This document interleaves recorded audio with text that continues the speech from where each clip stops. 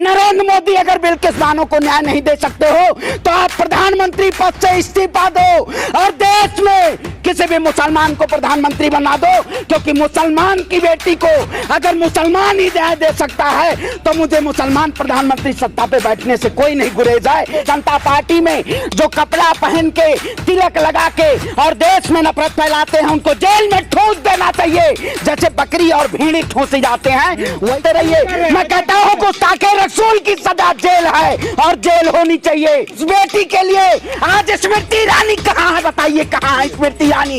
ये दिल मेला बोल रहा है, मैं खून खोल रहा है। बिल्किस बानो जैसी बेटी के साथ 15 सदस्यों के साथ हत्या हो जाती है, 3 साल की बच्ची को कूट कूट के मार दिया जाता है और देश की जनता शायद आज भारत सोया हुआ है। विधायक से पूछता हूँ जिसने कहा कि संस्कारी लोग हैं, अरे मैं भी ब्राह्मण परिवार से आता हूँ लेकिन खून खौलता है जो हमारे समाज को गंदा करते हैं। आप बताइए 2002 की दंगा में वो क्या दिन थे, वो रात क्या था, वो मंजर क्या था, आपको याद है? उस मंजर को जब याद करेंगे तो कहीं ना कहीं आपको उसमें एक ऐसी लालिमा, एक ऐसा रक्त भरा लाल गुजरात दिखेगा कि आपका खून खौलेगा। लेकिन इस खून की कसम, इस रक्त की कसम जब तक बिल्किस बानो के दोषियों को जब तक फांसी के फंदे पे नहीं लटकवा देता तब तक ये श्रवण पांडे ब्राह्मण का बेटा है, ब्राह्मण की सौगंध खाता है, तब तक रुक। टी राजा जैसे लोग कौन है टी राजा? रोड छाप नेता को अब आए अरे कौन भाजपा नेता? भाजपा तो बलात्कारी जनता पार्टी है, बलात्कारों को संरक्षण देती है। बताइए, देखिए नबी तो बहाना है, भाजपा का एजेंडा है पूरे देश में दंगा फैलाना है। क्या वाकई में ये जो लोग हैं, जो भारतीय जनता पार्टी पूरे देश में प्रोपेगेंडा फैला के एक ऐसे किसी धार्मिक समुदाय के किसी लोगों को नबी के खिलाफ एक ऐसे अभद्र टिप्पणी करना, आप बताइए ये रोड छाप नेता भारतीय जनता पार्टी ने कहां से पाल रखा है? जो लोग नबी की गुस्ताखी में हमेशा आए दिन कभी नुपुर शर्मा कभी टी राजा, आप बताइए ये जमीनी मुद्दों को जो मौजूदा हालत है, परिस्थितियां हैं इस देश में, उन परिस्थितियों को ये सरकार दबाना चाहती है। ये जालिम सरकार, ये तानाशाही सरकार जब देश के प्रधानमंत्री लाल किले के प्राचीर से तकरीर दे रहे थे तब इस देश की जनता को केवल गुमराह करने का काम करते थे। प्रधानमंत्री जी आज कहां हैं आप? जब एक लोग आपके हैदराबाद से जब आवाज उठा के और नबी को जब गुस्ताखी अभद्र टिप्पणी करते हैं तो आपका जवाब नहीं आता है। आप कहते हैं देश में सबका साथ सबका विकास की बात करते हैं, बताइए कौन से प्रधानमंत्री का कहां गया जुमला?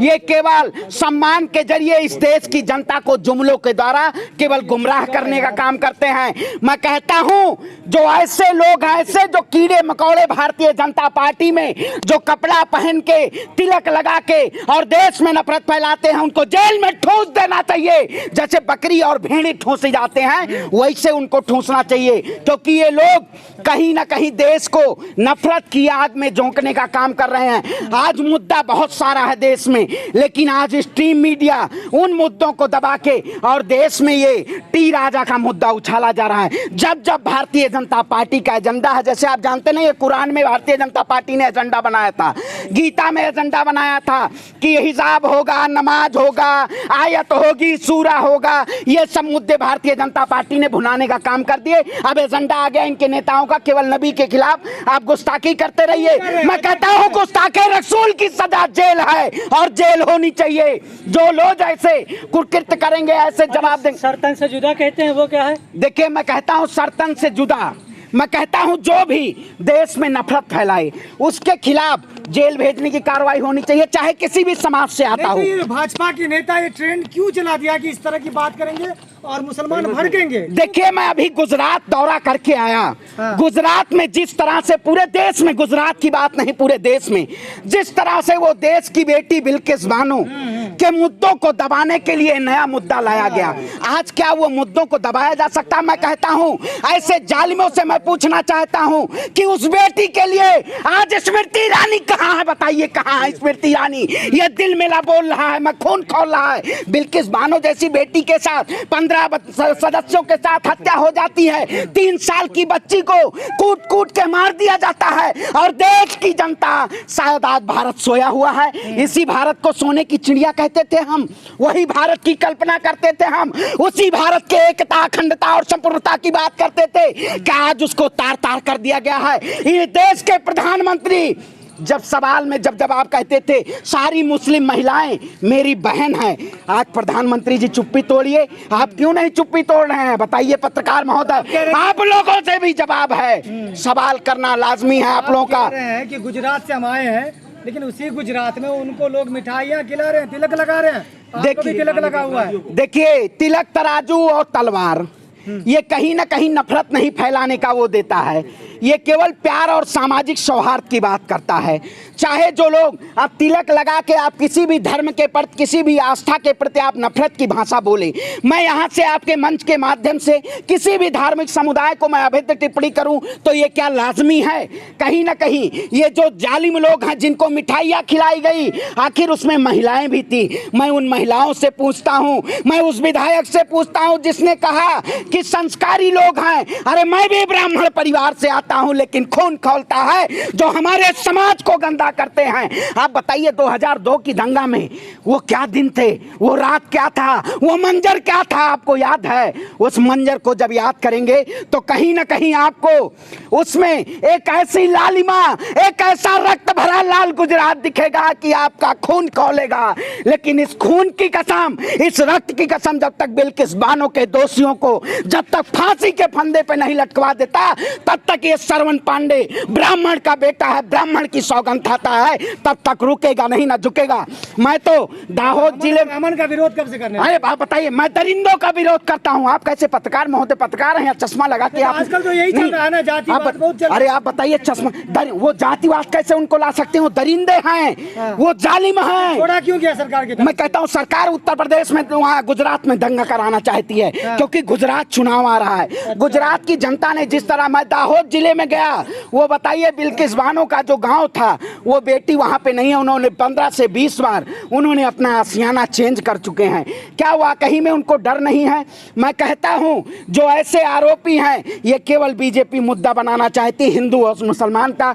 गुजरात में बेरोजगारी चरम पे है, शिक्षा व्यवस्था चरमराई हुई है, वहां की महंगाई आम जनता के लिए कंगाल बना चुकी है, और ये सरकार एजेंडा के जरिए, नवंबर में चुनाव है पत्रकार महोदय, लेकिन ये अंजना ओम कश्यप, चित्रा त्रिपाठी जो ऐसी बैठी हुई हैं, स्ट्रीम मीडिया में महिलाएं हैं, आज इनके मुंह में क्या टेप लग चुका है?